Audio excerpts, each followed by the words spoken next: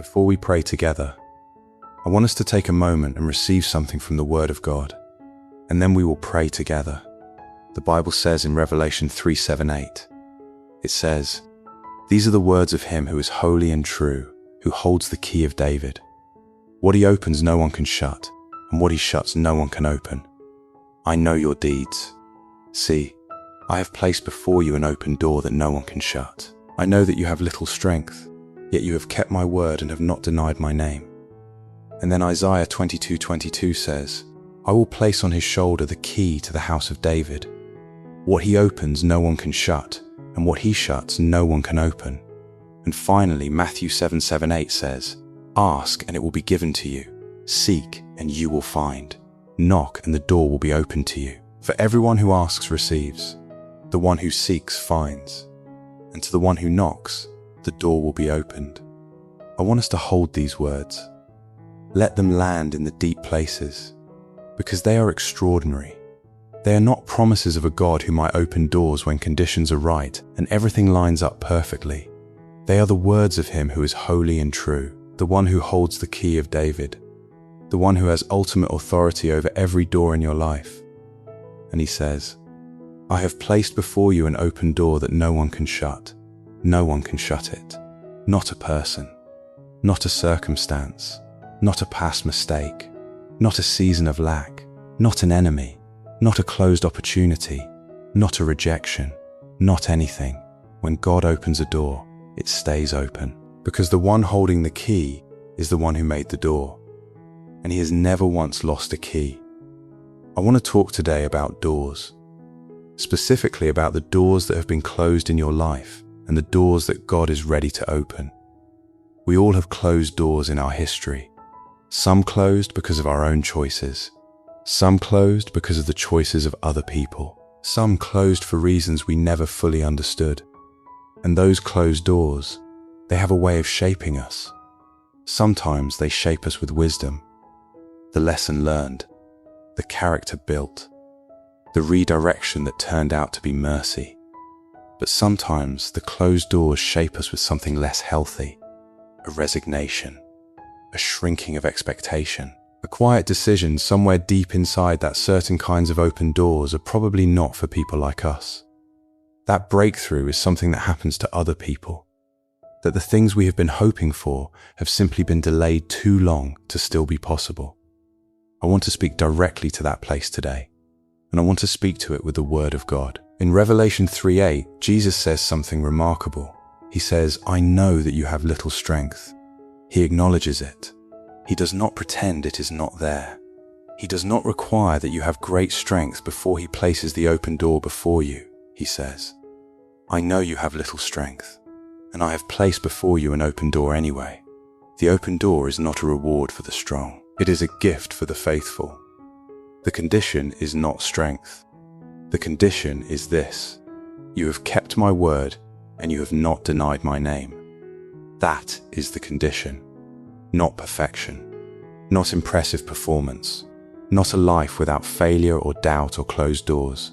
Simply faithfulness, keeping the word, not denying the name, staying in relationship with the God who holds the keys. And to that person, to you right now, he says, "I have placed before you an open door that no one can shut."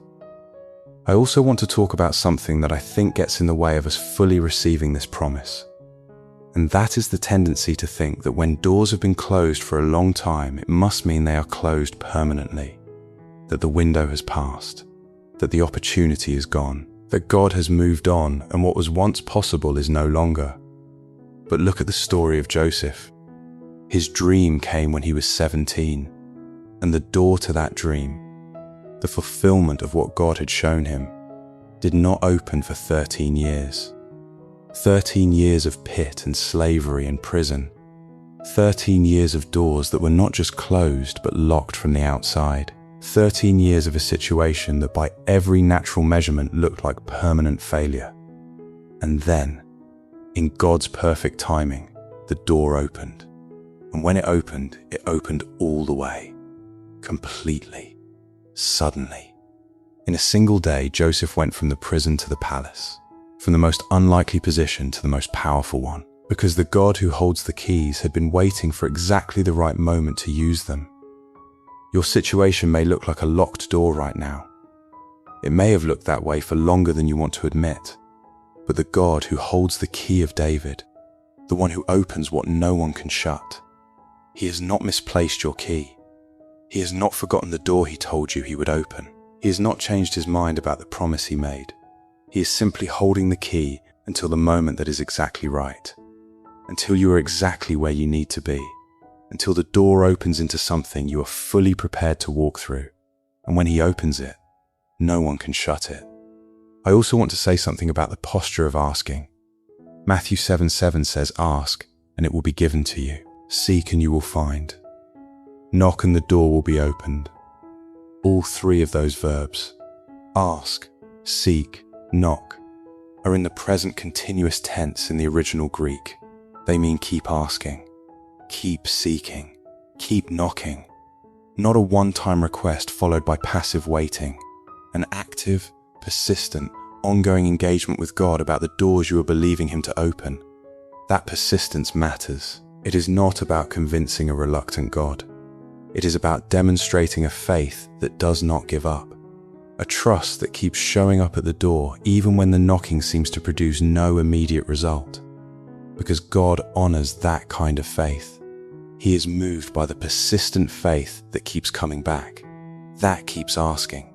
That keeps seeking. That keeps knocking even when the door has not yet moved. Keep knocking. The door is not as far from opening as it may feel right now.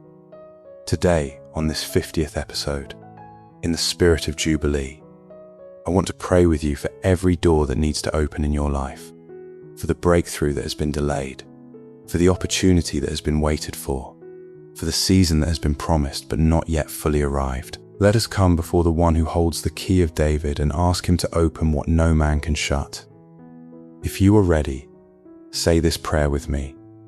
Dear Heavenly Father, I come to you today on this milestone of 50 days of seeking you together, and I come in the spirit of Jubilee, the spirit of release, the spirit of breakthrough, the spirit of doors opening that have been closed and promises coming to pass that have been long in coming.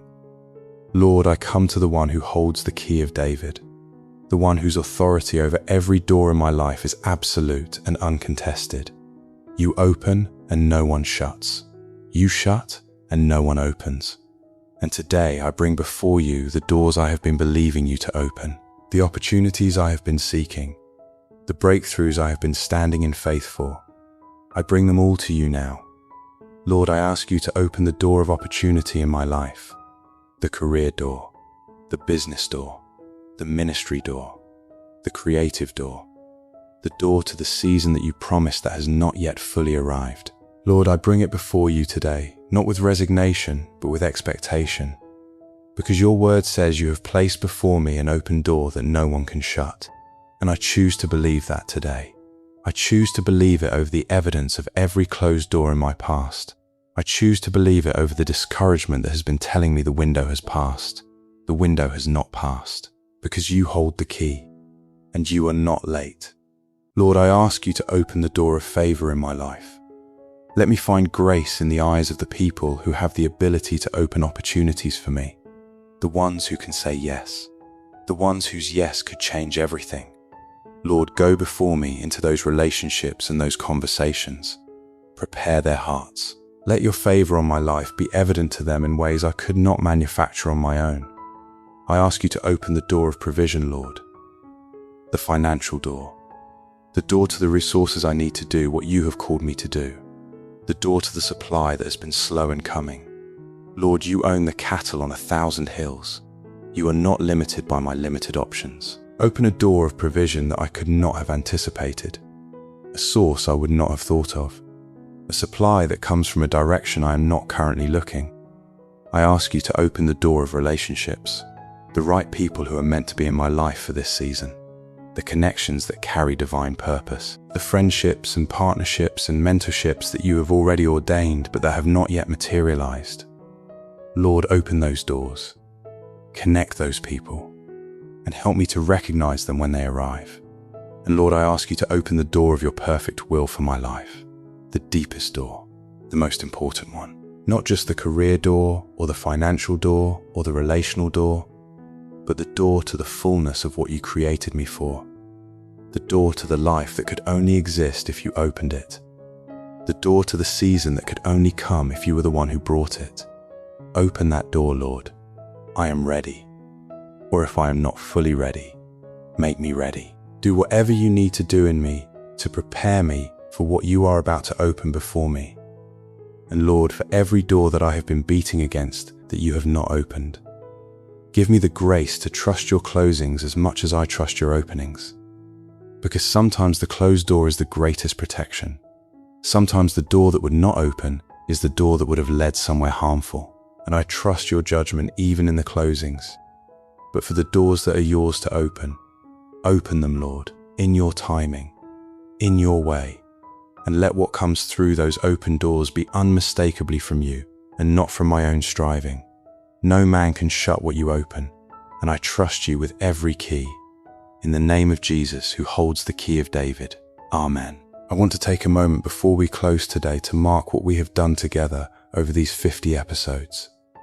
50 days of prayer. 50 mornings of choosing God before everything else. 50 devotions that I hope have built something in you that was not there 50 days ago. I hope your prayer life is deeper than it was. I hope your faith is stronger. I hope your sense of God's presence is more real. I hope the 50 days have produced exactly what 40 years in the wilderness produced. A people who know their God, who trust Him, who have been shaped by the journey. And now the doors are opening. Not just the natural doors, career, provision, relationships, but the doors of the heart. The doors of depth and character and intimacy with God that only open through faithfulness over time. Those doors have been opening throughout these 50 episodes, and they will keep opening as you keep seeking. Thank you for being here, for every episode, for every prayer, for choosing God's presence day after day, even when it was hard and the day was busy and the quiet time was short. You are not the same person you were 50 days ago, and we are just getting started. If there is a specific door you are believing God to open, please share it in the comments below. This community is standing with you. We are praying for your breakthrough, and we believe that the God who placed an open door before you will open it at exactly the right time. May every door God has prepared for you swing wide open this season. May no man and no circumstance and no delay shut what God has destined to open.